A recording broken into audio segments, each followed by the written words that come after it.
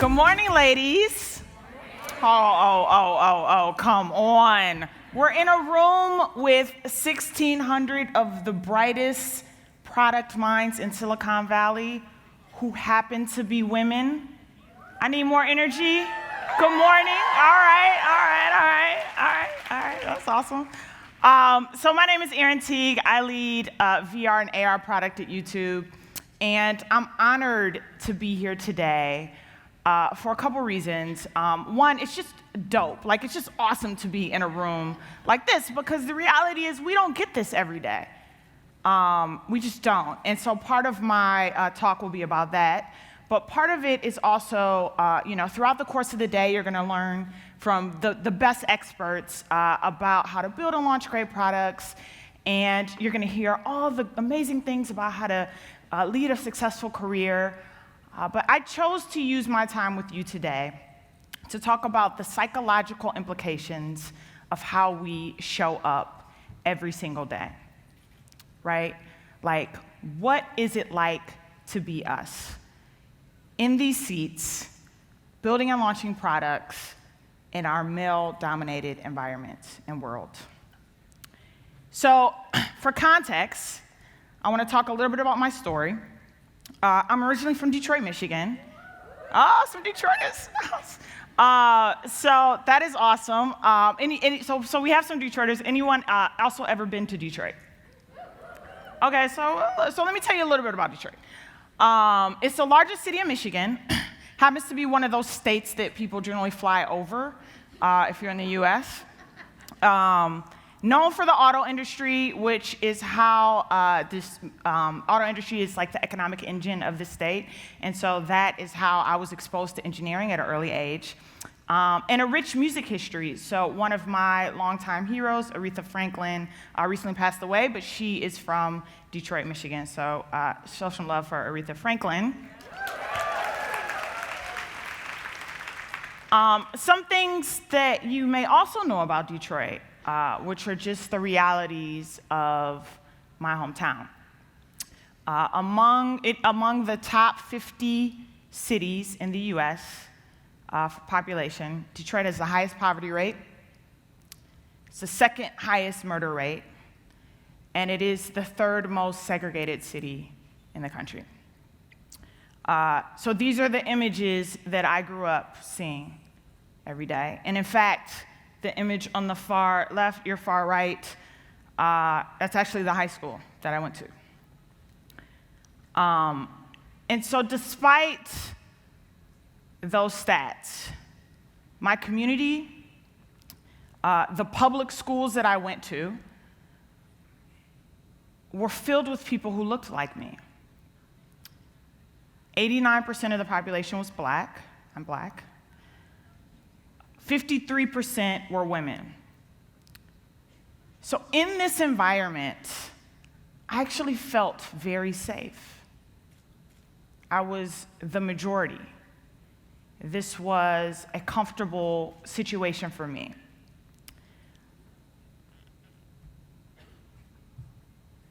It was understanding what it's like to kind of be the majority and growing up in this environment. So for the first 17 years of my life, I was immersed in a culture that encouraged me, that supported me, where every day I had the luxury of feeling comfortable.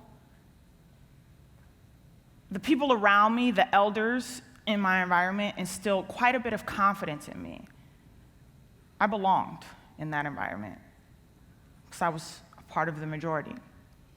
Toni Morrison, one of my longtime heroes, and happens to be the first black woman to be awarded the Nobel Prize in Literature, she said that your life is already a miracle of chance waiting for you to shape its destiny.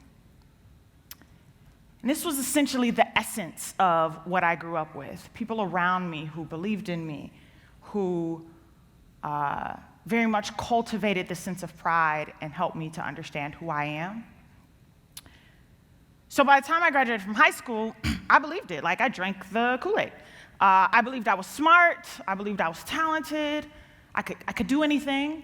And I graduated with a very high sense of confidence. And so when it came to applying to college, I applied to one school, which I would not recommend.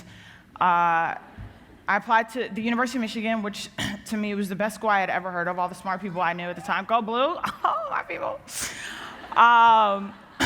So University of Michigan, I got in and I got a full academic scholarship. So I showed up, thank you. I showed up on the campus of the University of Michigan, 17 years old, and I showed up to an environment that looked like that. So that is actually my freshman year Chem 130 class, inorganic chemistry. And the bottom picture is one of the computer labs. There's a computer showcase, video game showcase, actually. And within my department, so I studied computer science and computer engineering, 4 majors, 1,200 students, and 1 black woman. This was the culture shock of my life. Suddenly, I was in an environment where I felt like I didn't belong. I was immersed in a world where no one looked like me, no one believed in me. I was the last person to get picked for any team project or team assignment. And the downside of the public schools that I went to, K-12, is that I was actually light years behind academically. So I was in this world where I was the only one. And many of you may find yourselves in this situation today. Maybe you're the only woman on your team. Maybe you're the only person of color at your company. And in fact, that environment very much prepared me for the situation that I am actually in today, because I am the only black woman in product at YouTube.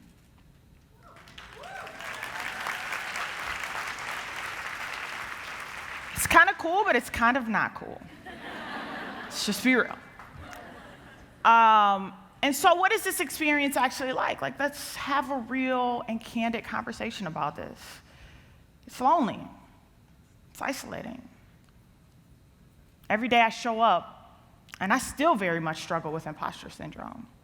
Just feeling like I don't belong because all of the external factors, all of these signals are telling me that if no one else here looks like you, if no one else here understands your story or can relate to you, then maybe you don't belong. And the reality is that this is an uncomfortable situation, right? I show up every day at work. It's uncomfortable. So if you find yourself in this situation, I want to say congratulations. Congratulations for sitting at the seat of discomfort. It takes real courage to be here. And it takes more courage for you than anyone else to show up every single day. Because everything, again, is telling you, hey, this is not the place for you. Discomfort means introspection. It means reflection. It means growth. And so for the time being, I want to encourage you to embrace being the only one. Because your outcomes today will be that much better than folks who are a little bit more comfortable. Because you're forcing yourself to be introspective, to reflect, you are going to grow at a faster rate and ultimately be better. So I am here today to talk to you about my 3 strategies for showing up in this world of discomfort. How do you force yourself to sit at the table every single day? The first is to remember who you are, fully and completely. For me, this means channeling my ancestors. I channel my great-grandparents, my grandparents, those who have dealt with systemic racism and oppression. I also channel 17-year-old Erin, because 17-year-old Erin, who showed up on the campus of the University of Michigan and immediately felt uncomfortable, felt like I didn't belong, immediately felt imposter syndrome. 17-year-old Erin showed up at the University of Michigan to study computer science and computer engineering, and 17-year-old Erin didn't even know what a computer language was. So I had to work 10 times as hard just to catch up, right? Which meant I had no social life. I lived in a library. And then I had to work 10 times harder to excel and eventually go on to graduate at the top of my class.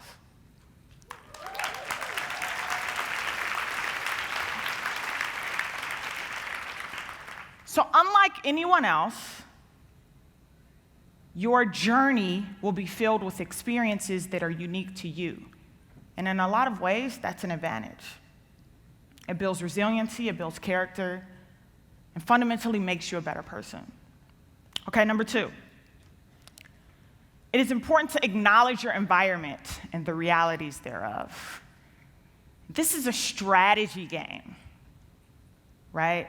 So it's first like understanding the landscape and then finding what I call your tribe. So it's the reason that events like this are so important. If you look to your left, look to your right, I'm encouraging you to embrace that person as your tribe, whether they like it or not.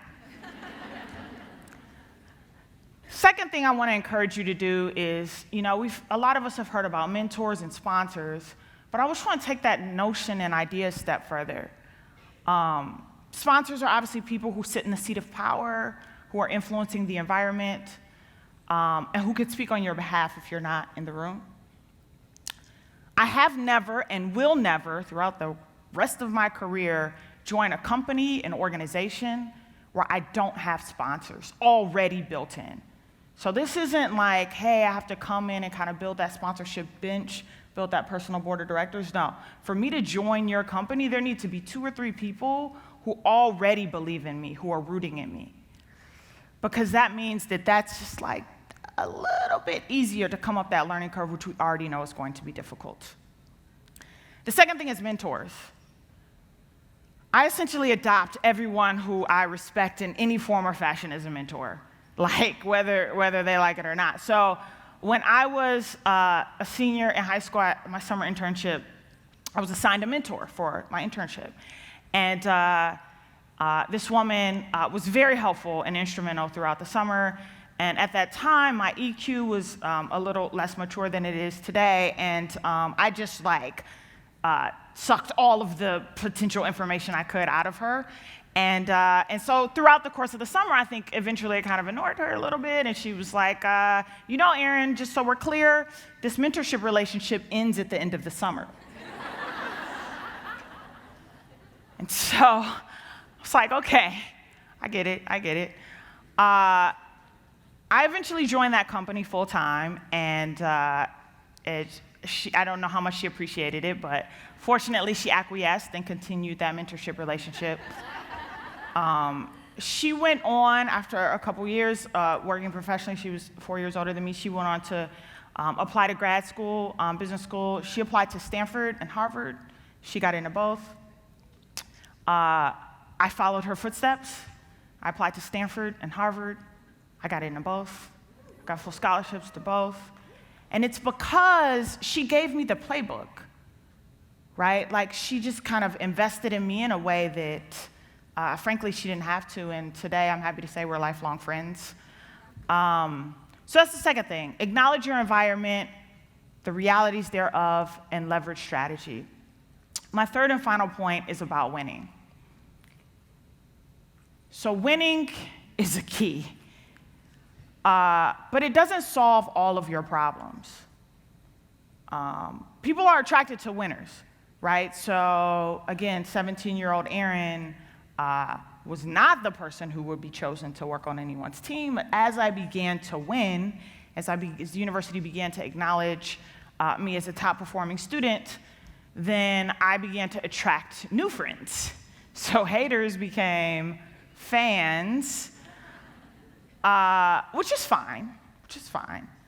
But winning in and of itself is not good enough. Because the whole point of doing what we're doing is to ensure that this notion of being the only one won't continue to persist. So,